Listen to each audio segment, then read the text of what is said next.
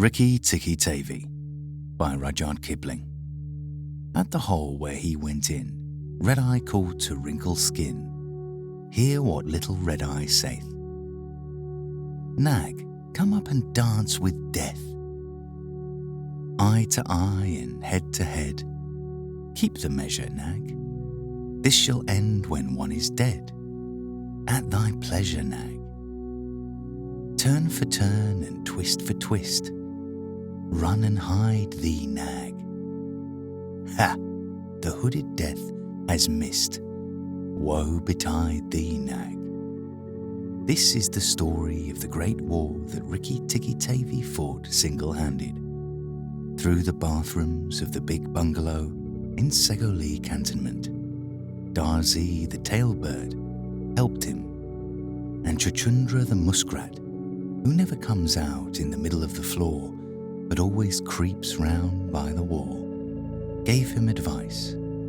But Rikki Tikki did the real fighting. He was a mongoose, rather like a little cat in his fur and his tail, but quite like a weasel in his head and his habits. His eyes and the end of his restless nose were pink. He could scratch himself anywhere he pleased with any leg, front or back, that he chose to use. He could fluff up his tail till it looked like a bottle brush, and his war cry as he scuttled through the long grass was "Rick, tick, tick, ticky, tick." One day a high summer flood washed him out of the burrow where he lived with his father and mother, and carried him, kicking and clucking, down a roadside ditch. He found a little wisp of grass floating there and clung to it till he lost his senses. When he revived, he was lying in the hot sun on the middle of a garden path, very draggled indeed, and a small boy was saying, "Here's a dead mongoose, let's have a funeral." "No," said his mother, "let's take him in and dry him. Perhaps he isn't really dead." They took him into the house, and a big man picked him up between his finger and thumb and said he was not dead but half choked. So they wrapped him in cotton wool and warmed him over a little fire, and he opened his eyes and sneezed. "Now," said the big man, he was an Englishman who had just moved into the bungalow, "don't frighten him and we'll see what he'll do." It is the hardest thing in the world to frighten a mongoose, because he is eaten up from nose to tail with curiosity. The motto of all the mongoose family is "run and find out," and Rikki Tikki was a true mongoose. He looked at the cotton wool, decided that it was not good to eat, ran all round the table, sat up, and put his fur in order, scratched himself, and jumped on the small boy's shoulder. "Don't be frightened, Teddy," said his father. "That's his way of making friends." "Ouch, he's tickling under my chin," said Teddy. Rikki Tikki looked down between the boy's collar and neck, snuffed at his ear, and climbed down to the floor where he sat, rubbing his nose.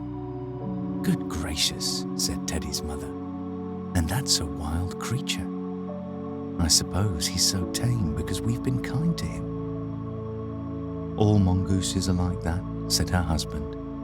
"If Teddy doesn't pick him up by the tail or try to put him in a cage, he'll run in and out of the house all day long. Let's give him something to eat." They gave him a little piece of raw meat.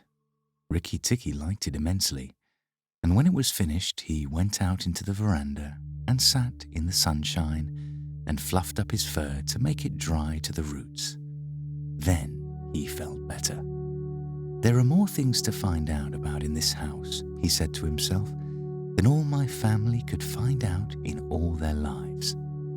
I shall certainly stay and find out." He spent all that day roaming over the house. He nearly drowned himself in the bathtubs, put his nose into the ink on a writing table, and burned it on the end of the big man's cigar, for he climbed up in the big man's lap to see how writing was done. At nightfall, he ran into Teddy's nursery to watch how kerosene lamps were lighted, and when Teddy went to bed, Rikki Tikki climbed up too. But he was a restless companion because he had to get up and attend to every noise all through the night and find out what made it. Teddy's mother and father came in, the last thing to look at their boy, and Rikki Tikki was awake on the pillow. "I don't like that," said Teddy's mother. "He may bite the child." "Oh, he'll do no such thing," said the father. "Teddy's safer with that little beast than if he had a bloodhound to watch him." If a snake came into the nursery now, but Teddy's mother wouldn't think of anything so awful. Early in the morning, Rikki Tikki came to early breakfast in the veranda, riding on Teddy's shoulder, and they gave him a banana and some boiled egg. He sat on all their laps, one after the other, because every well-brought-up mongoose always hopes to be a house mongoose someday and have rooms to run about in. And Rikki Tikki's mother, she used to live in the general's house at Segoli, had carefully told Rikki what to do if ever he came across white men. Then Rikki Tikki went out into the garden to see what was to be seen. It was a large garden, only half cultivated, with bushes as big as summer houses, of Marshall Neal roses, lime and orange trees, clumps of bamboos and thickets of high grass. Rikki Tikki licked his lips. "This is a splendid hunting ground," he said, and his tail grew bottle-brushy at the thought of it, and he scuttled up and down the garden, snuffing here and there, till he heard very sorrowful voices in a thorn bush. It was Darzi, the tailor bird, and his wife. They had made a beautiful nest by pulling two big leaves together and stitching them up the edges with fibers, and had filled the hollow with cotton and downy fluff. The nest swayed to and fro as they sat on the rim and cried. "What is the matter?" asked Rikki Tikki. "We are very miserable," said Darzi. "One of our babies fell out of the nest yesterday and Nag ate him." Said Rikki Tikki. "That is very sad, but I'm a stranger here. Who is Nag?" Darzi and his wife only cowered down in the nest without answering, for from the thick grass at the foot of the bush there came a low hiss, a horrid cold sound that made Rikki Tikki jump back 2 clear feet.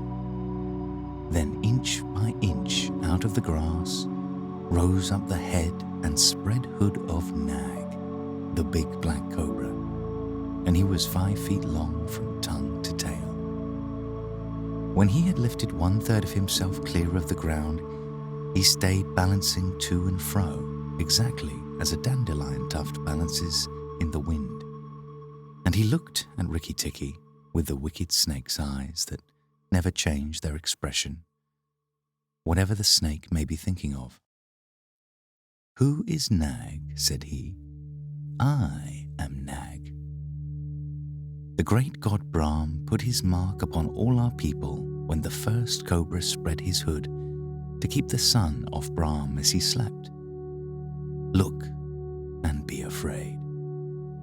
He spread out his hood more than ever, and Rikki Tikki saw the spectacle mark on the back of it that looks exactly like the eye part of a hook and eye fastening. He was afraid for the minute, but it is impossible for a mongoose to stay frightened for any length of time.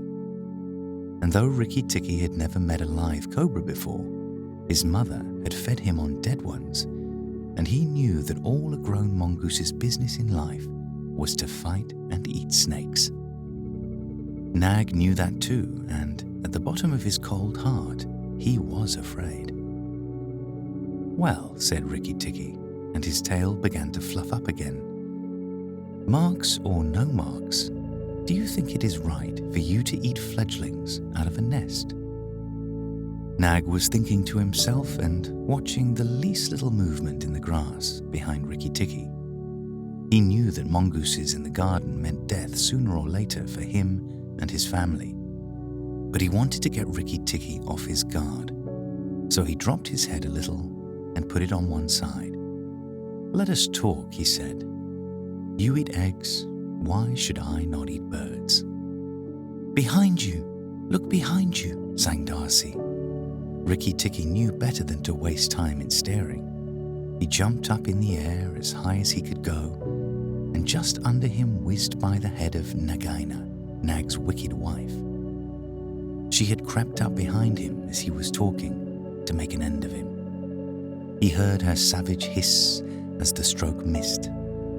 He came down almost across her back, and if he had been an old mongoose, he would have known that then was the time to break her back with one bite.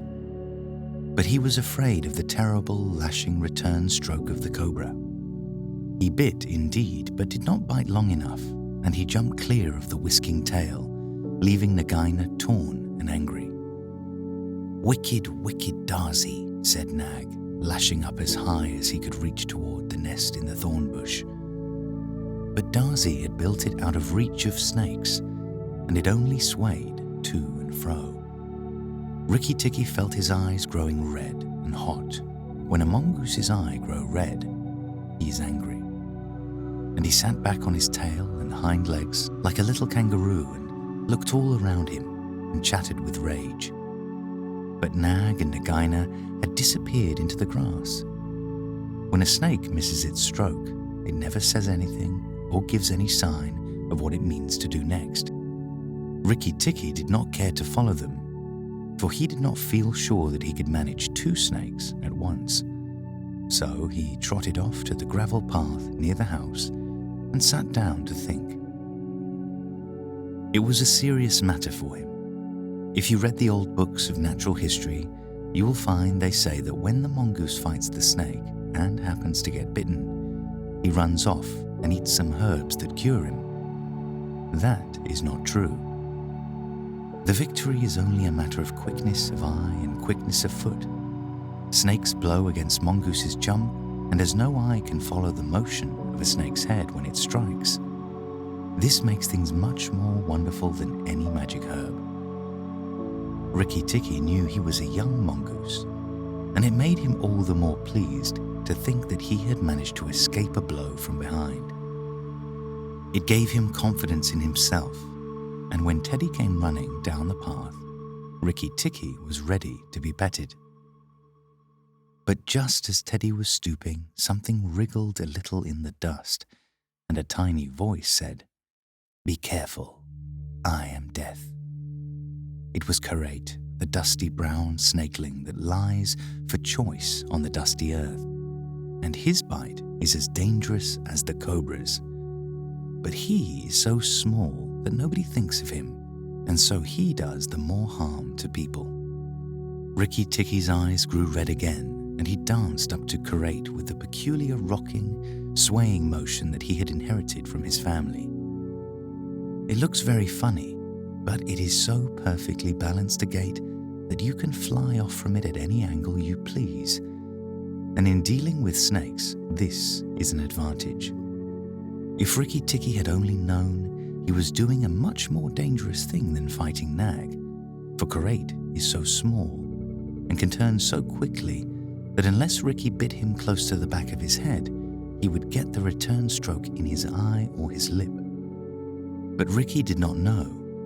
His eyes were all red and he rocked back and forth, looking for a good place to hold. Karate struck out. Rikki jumped sideways and tried to run in, but the wicked little dusty grey head lashed within a fraction of his shoulder, and he had to jump over the body. And the head followed his heels close. Teddy shouted to the house, "Oh, look here, our mongoose is killing a snake." And Rikki Tikki heard a scream from Teddy's mother. His father ran out with a stick, but by the time he came up, Karate had lunged out once too far, and Rikki Tikki had sprung, jumped on the snake's back, dropped his head far between his forelegs, bitten as high up as the back as he could get hold, and rolled away.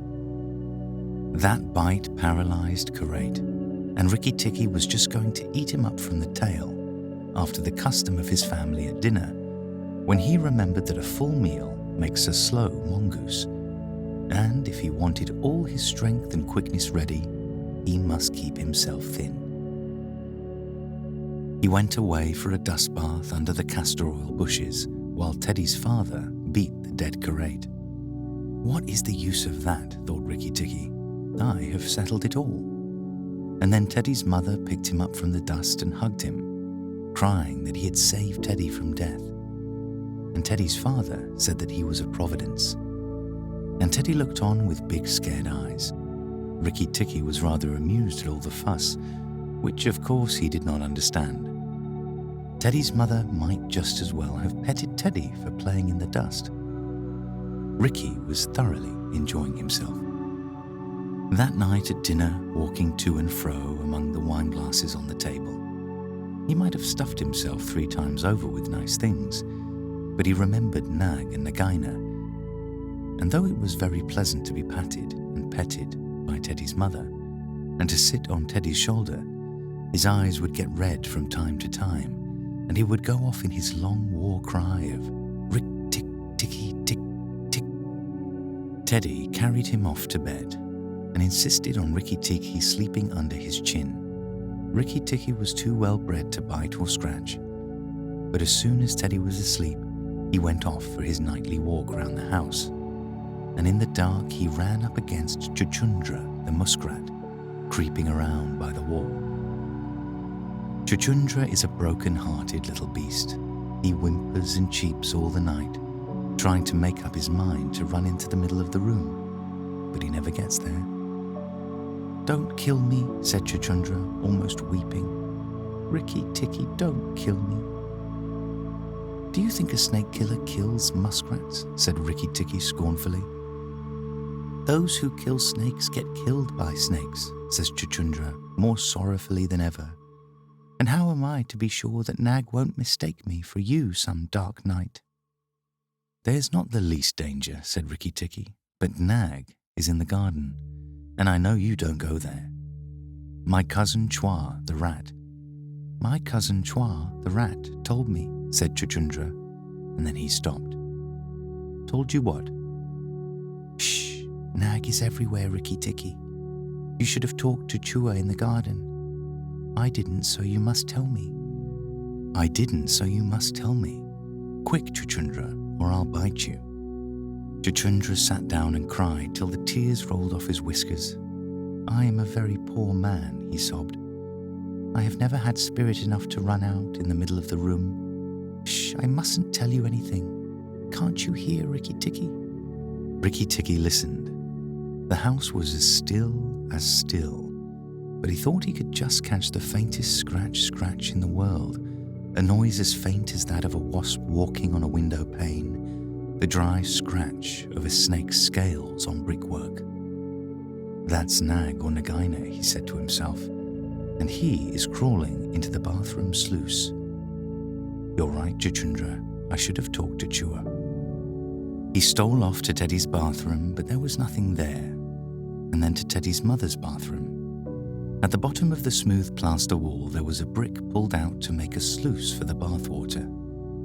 And as Rikki Tikki stole in by the masonry curb where the bath is put, he heard Nag and Nagaina whispering together outside in the moonlight. "When the house is emptied of people," said Nagaina to her husband, "he will have to go away, and then the garden will be our own again. Go in quietly and remember that the big man who killed Karate is the first one to bite. Then come out and tell me, and we will hunt for Rikki Tikki together."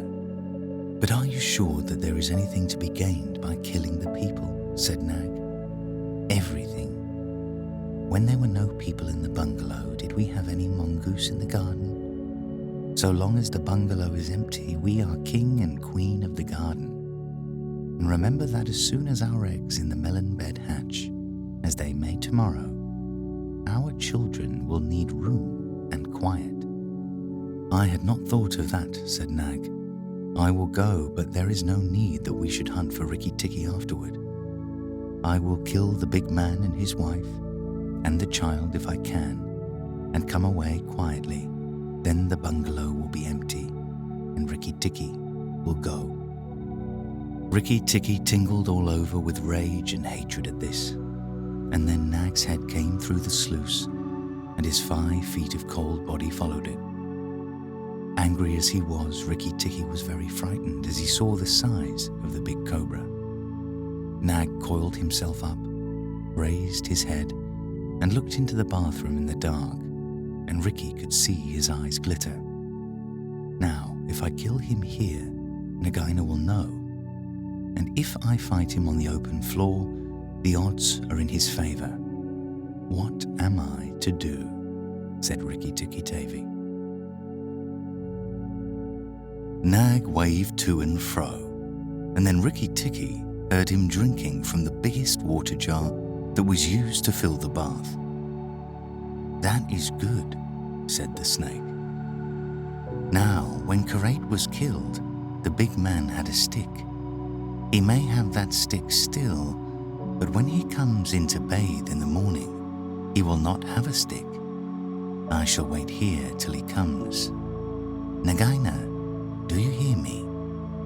I shall wait here in the cool till daytime. There was no answer from outside, so Rikki Tikki knew Nagaina had gone away. Nag coiled himself down, coil by coil, round the bulge at the bottom of the water jar, and Rikki Tikki stayed still as death. After an hour, he began to move, muscle by muscle, toward the jar. Nag was asleep, and Rikki Tikki looked at his big back, wondering which would be the best place for a good hold. If I don't break his back at the first jump, said Rikki, he can still fight. And if he fights, oh, Rikki. He looked at the thickness of the neck below the hood, but that was too much for him, and a bite near the tail would only make Nag savage. It must be the head, he said at last, the head above the hood. And when I am once there, I must not let go. Then he jumped.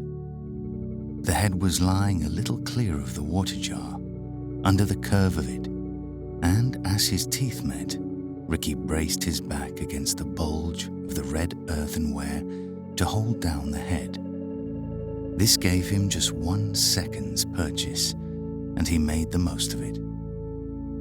Then he was battered to and fro, as a rat is shaken by a dog, to and fro on the floor, up and down, and around in great circles. But his eyes were red, and he held on as the body cart whipped over the floor, upsetting the tin dipper and the soap dish, and the flesh brush, and banged against the tin side of the bath. As he held, he closed his jaws tighter and tighter, for he made sure he would be banged to death, and for the honor of his family, he preferred to be found with his teeth locked.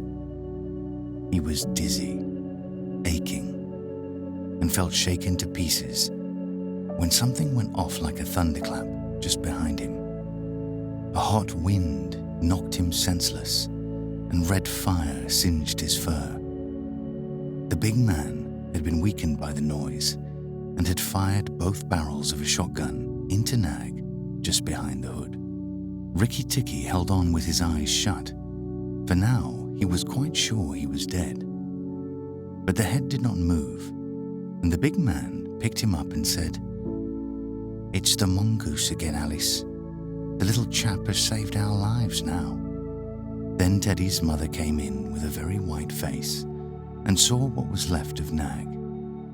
And Rikki Tikki dragged himself to Teddy's bedroom and spent half the rest of the night shaking himself tenderly to find out whether he really was broken into 40 pieces, as he fancied. When morning came, he was very stiff, but well pleased with his doings. Now I have Nagaina to settle with, and she will be worse than 5 nags, and there's no knowing when the eggs she spoke of will hatch. Goodness, I must go and see Darzi, he said. Without waiting for breakfast, Rikki Tikki ran to the thorn bush where Darzi was singing a song of triumph at the top of his voice. The news of Nag's death was all over the garden, for the sweeper had thrown the body on the rubbish heap. "Oh, you stupid tuft of feathers," said Rikki Tikki angrily. "Is this the time to sing?" "Nag is dead, is dead, is dead," sang Darzi. "The valiant Rikki Tikki caught him by the head and held fast. The big man brought the bang stick, and Nag fell in 2 pieces. He will never eat my babies again." "All that's true enough, but where's Nagaina?" said Rikki Tikki, looking carefully around him. "Nagaina came to the bathroom sluice and called for Nag," Darzi went on. "And Nag came out on the end of a stick. The sweeper picked him up on the end of a stick and threw him upon the rubbish heap. Let us sing about the great, the red-eyed Rikki Tikki." And Darzi filled his throat and sang. "If I could get up to your nest, I'd roll your babies out," said Rikki Tikki. "You don't know when to do the right thing at the right time. You're safe enough in your nest there, but it's war for me down here. Stop singing a minute, Darzi." "For the great, the beautiful Rikki Tikki's sake, I will stop," said Darzi. "What is it, O killer of the terrible Nag?" "Where is Nagaina?" For the 3rd time. "On the rubbish heap by the stables, mourning for Nag. Great is Rikki Tikki with the white teeth." "Bother my white teeth. Have you ever heard where she keeps her eggs?" "In the melon bed, on the end nearest the wall, where the sun strikes nearly all day. She hid them there 3 weeks ago." "And you never thought it worthwhile to tell me? The end nearest the wall, you said." "Rikki Tikki, you are not going to eat her eggs." "Not eat exactly, no, Darzi. If you have a grain of sense, you will fly off to the stables and pretend that your wing is broken, and let Nagaina chase you away to this bush. I must get to the melon bed, and if I went there now, she'd see me." Darzi was a feather-brained little fellow who could never hold more than one idea at a time in his head. And just because he knew that Nagaina's children were born in eggs like his own, he didn't think at first that it was fair to kill them. But his wife was a sensible bird, and she knew that cobra's eggs meant young cobras later on. So she flew off from the nest and left Darzi to keep the babies warm and continue his song about the death of Nag. Darzi was very like a man in some ways. She fluttered in front of Nagaina by the rubbish heap and cried, "Oh, my wing is broken. The boy in the house threw a stone at me and broke it." And she fluttered more desperately than ever. Nagaina lifted up her head and hissed, "You warned Rikki Tikki when I would have killed him. Indeed and truly, you've chosen a bad place to be lame in." And she moved toward Darzi's wife, slipping along over the dust. "The boy broke it with a stone," shrieked Darzi's wife. "Well, it may be some consolation to you when you're dead, to know that I shall settle accounts with the boy. My husband lies on the rubbish heap this morning, but before night the boy in the house will lie very still. What is the use of running away? I'm sure to catch you, little fool. Look at me." Darzi's wife knew better than to do that, for a bird who looks at a snake's eyes gets so frightened that she cannot move. Darzi's wife fluttered on, piping sorrowfully, and never leaving the ground, and Nagaina quickened her pace. Rikki Tikki heard them going up the path from the stables, and he raced for the end of the melon patch near the wall. There, in the warm litter above the melons, very cunningly hidden, he found 25 eggs, about the size of a bantam's eggs, but with the whitish skin instead of shell. "I was not a day too soon," he said, for he could see the baby cobras curled up inside the skin, and he knew that the minute they were hatched, they could each kill a man or a mongoose.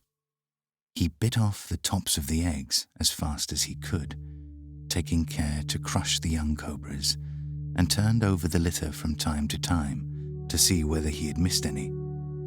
At last, there were only 3 eggs left, and Rikki Tikki began to chuckle to himself when he heard Darzy's wife screaming, "Rikki Tikki, I led Nagaina toward the house, and she has gone into the veranda.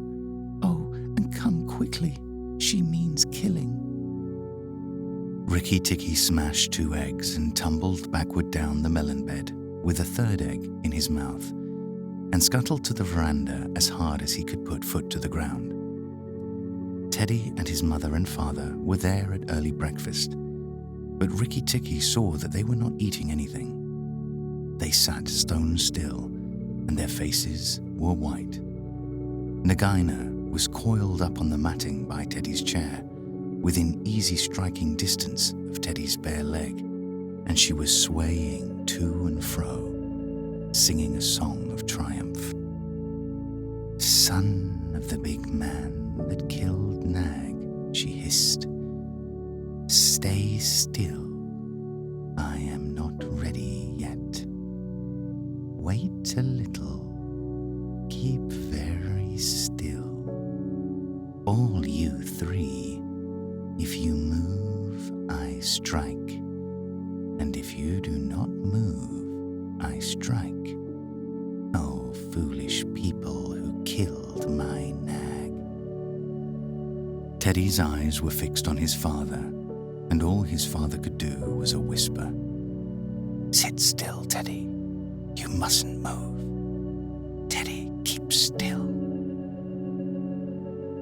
Then Rikki Tikki came up and cried, "Turn round, Nagaina. Turn and fight." "All in good time," said she, without moving her eyes. "I will settle my account with you presently. Look at your friends, Rikki Tikki. They are still and white. They are afraid. They dare not move.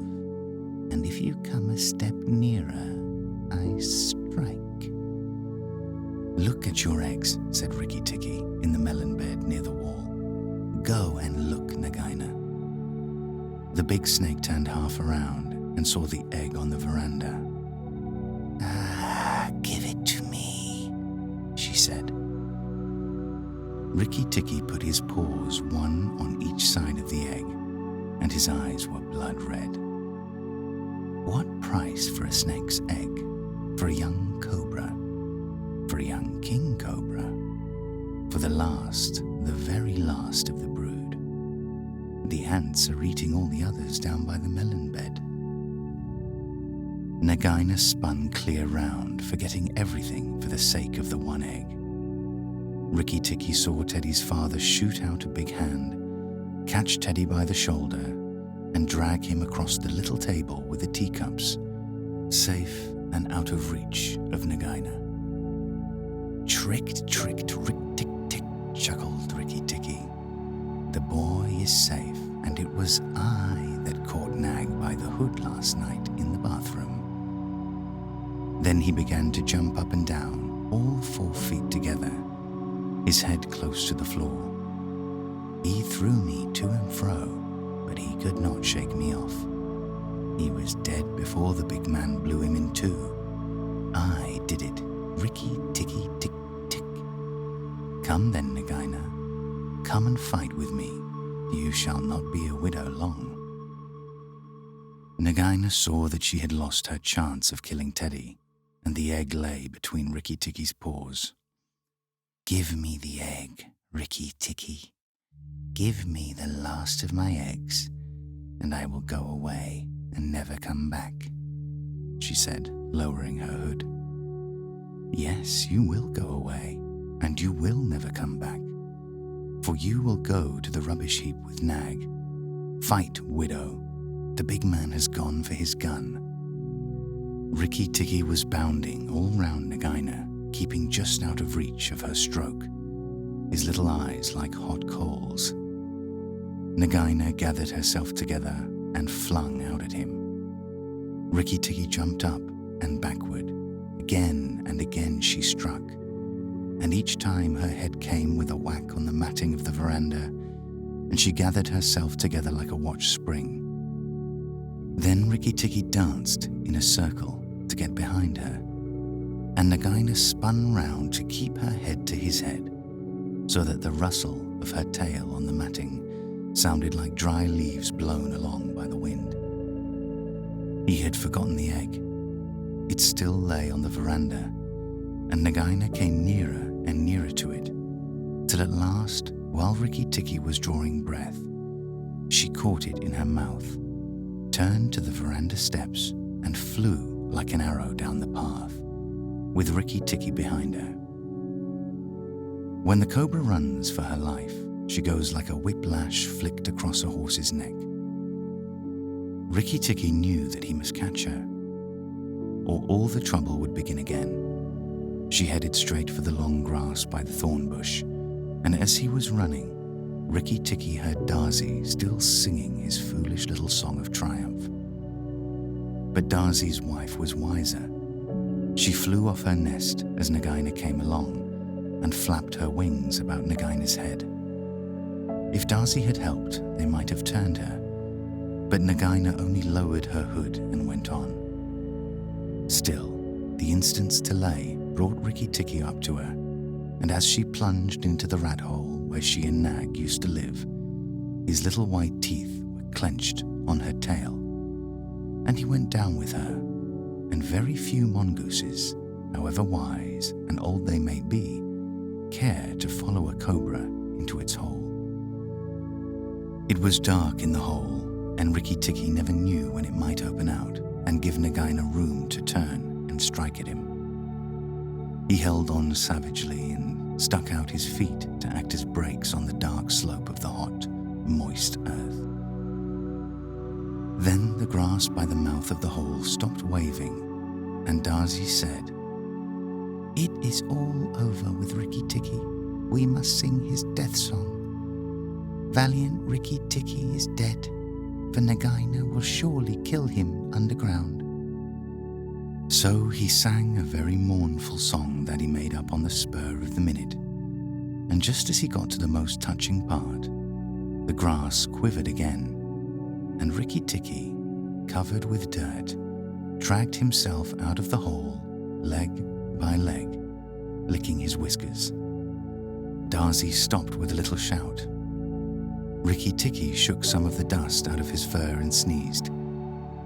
"It is all over," he said. "The widow will never come out again." And the red ants that live between the grass stems heard him, and began to troop down one after another to see if he had spoken the truth. Rikki Tikki curled himself up in the grass and slept where he was. Slept and slept, till it was late in the afternoon, for he had done a hard day's work. "Now," he said when he awoke, "I will go back to the house, tell the coppersmith, Darzi, and he will tell the garden that Nagaina is dead." The coppersmith is a bird who makes a noise exactly like the beating of a little hammer on a copper pot, and the reason he is always making it is because he is the town crier to every Indian garden, and tells all the news to everybody who cares to listen. As Rikki Tikki went up the path, he heard his attention notes like a tiny dinner gong, and then the steady ding-dong tock. Nag is dead, dong. Nagaina is dead, ding-dong tock. That set all the birds in the garden singing and the frogs croaking, for Nag and Nagaina used to eat frogs as well as little birds. When Rikki got to the house, Teddy and Teddy's mother, she looked very white still, for she had been fainting. and Teddy's father came out and almost cried over him. And that night he ate all that was given to him till he could eat no more, and went to bed on Teddy's shoulder, where Teddy's mother saw him when she came to look late at night. "He saved our lives and Teddy's life," she said to her husband. "Just think, he saved all our lives." Rikki Tikki woke up with a jump, for the mongooses are light sleepers. "Oh, it's you," said he. "What are you bothering for? All the cobras are dead, and if they weren't, I'm here." Rikki Tikki had a right to be proud of himself, but he did not grow too proud, and he kept that garden as a mongoose should keep it, with tooth and jump, and spring and bite, till never a cobra dared show its head inside the walls. Darzy's chant. Singer and tailor am I, doubled the joys that I know, proud of my lilt to the sky, proud of the house that I sow.